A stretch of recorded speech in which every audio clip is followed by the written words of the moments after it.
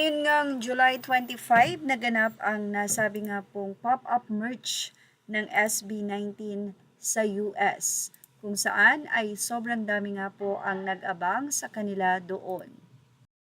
Siyempre, ang highlights ay ang SB19 at napakarami nga po ang sobrang natuwa matapos sabihin ni Pablo na sila po ay nalalapit ng mag-perform sa Lollapalooza sa July 31. At nagkaroon ng photo op sa mga tao nga po or 18 USA na naparoon sa nasabi nga pong SB19 Los Angeles Merch Pop-Up. Syempre, marami pa po tayong inaabangan na of course for sure ihahatid at ibabahagi po yan ng mga USA 18.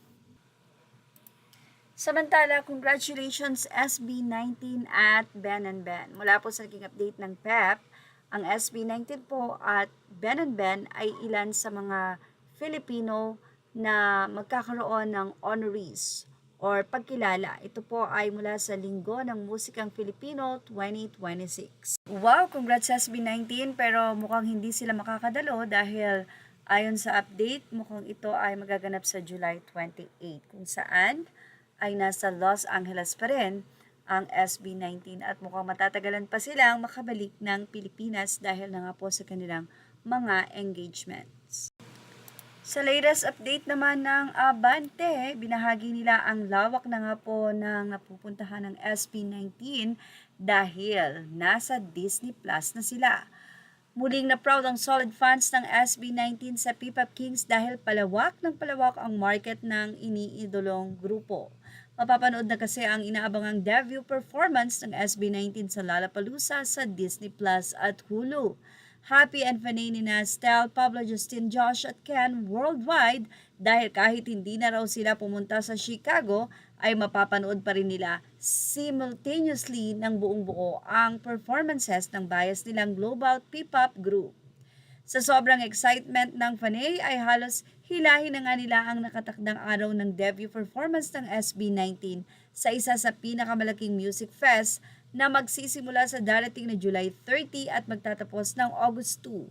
Makakasama ng P-Pop Kings sa nasabing festival ang sikat na alternative rock band na The Smashing Pumpkins, pati na rin ang chance pop artist na si Tet McRae at syempre ang international R&B singer na si Olivia Dean at marami pang iba. Magpe-perform ang SB19 sa Lollapalooza Alliance Stage on July 31 from 4:30 a.m. to 5:30 a.m. Philippine time.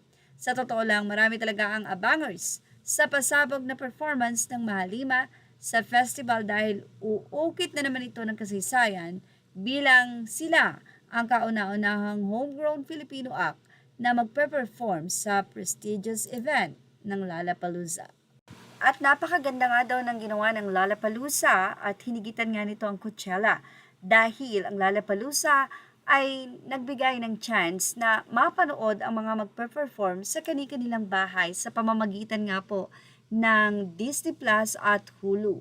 Bagay na hindi nagawa o naisip ng Coachella. Kaya naman, maganda ang mga magpe-perform ngayon dahil mas malawak ang kanila nga pong mararating. At yan ang ating Showbiz Snap Update. Images are all credit to the rightful owners. Thank you for watching Showbiz Snap.